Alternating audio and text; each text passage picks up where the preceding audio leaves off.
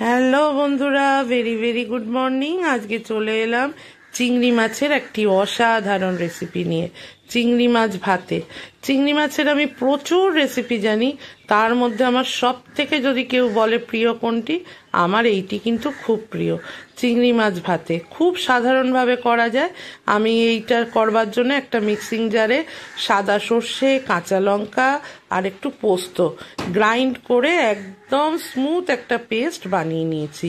তোমরা কিন্তু সাদা সর্ষের জায়গায় অবশ্যই কিন্তু কালো সর্ষে ইউজ করতে পারো।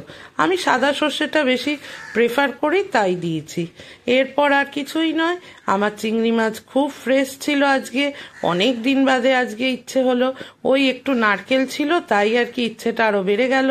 তাই জন্যে পাশে বসিয়ে দিয়েছি একটু গরম জল, গরম জলের মধ্যে দিয়ে দিয়েছি একটি স্ট্যান্ড। এরপর আমার সর্ষে পোস্ত বাটা, লঙ্কা বাটা সব আমি চিংড়ি মাছের মধ্যে প্লেস আউট করলাম। এরপর তাকে হাত দিয়ে সুন্দর করে মাখিয়ে ঝুঁকিয়ে রেডি করব। আর এতে দিতে হয় সামান্য একটু লবণ, লবণ স্বাদ অনুসারে, যে যেরম একবারেই দেবে, যে যেরকম পরিমাণ মাছের যে যেরম নুন খান সেরম মোটামুটি একটা আইডিয়া মতো একটু লবণ, একটু হলদি আর লাগে একটু সরিষার তেল, সেগুলোই আমি প্লেস আউট করলাম। দেখো, আসল কথা বলিনি কিন্তু, রোজকার জয়শ্রীতে আজকে সকাল সকাল জানাই সবাইকে সুস্বাগতম।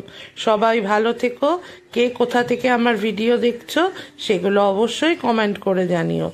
আর তোমাদের ভালো লাগলে লাইক, শেয়ার, কমেন্ট করতে কিন্তু ভুলবে না। আর চ্যানেলটিকেও সাবস্ক্রাইব করো। দিয়ে দিলাম বেশ কিছুটা কিন্তু নারকেল কোড়া, দেখতে পেলে। এরপর হাতের কাজ তো হাতই করে বাবা, চামচ দিয়ে কি সব হয়? আমরা মা কাকিমারা বেশিরভাগ হাত দিয়েই তো সব করি। মেখে ঝুঁকে তাকে একদম রেডি করে ফেলছি। এরপর না এর মধ্যে দেব বেশ কিছুটা সরিষার তেল, আর ওপর দিয়ে দিয়ে দেবো কতগুলো কাঁচা পাকা লঙ্কা। ব্যাস, তারপর একেবারে টিফিন বক্সে করে বসিয়ে দেবো। একটু পাকা পাকা কটা লঙ্কা দেখতেও ভালো লাগে, তাই জন্য কয়েকটা দিয়ে দিলাম। এরপর আবার মেখে ঝুঁকে তাকে আমি একদম রেডি করে, একটা আমার ভালো টিফিন বক্স আছে যেটায় হয়ে যাবে, মানে মুখটা বেশ টাইট, জল ফল ঢুকবে না, ওই রকম দেখে আমি চিংড়ি মাছগুলোকে এবারে প্লেস আউট করব। তোমরা কে কিরম ভাবে ভাতে খাও আমাকে বলো। এই চিংড়ি মাছটা এইভাবেও হয়, আবার মাঝে মধ্যে আমি কলা পাতার মধ্যে দিয়েও করি, সেটারও কিন্তু খুব টেস্ট হয় গো।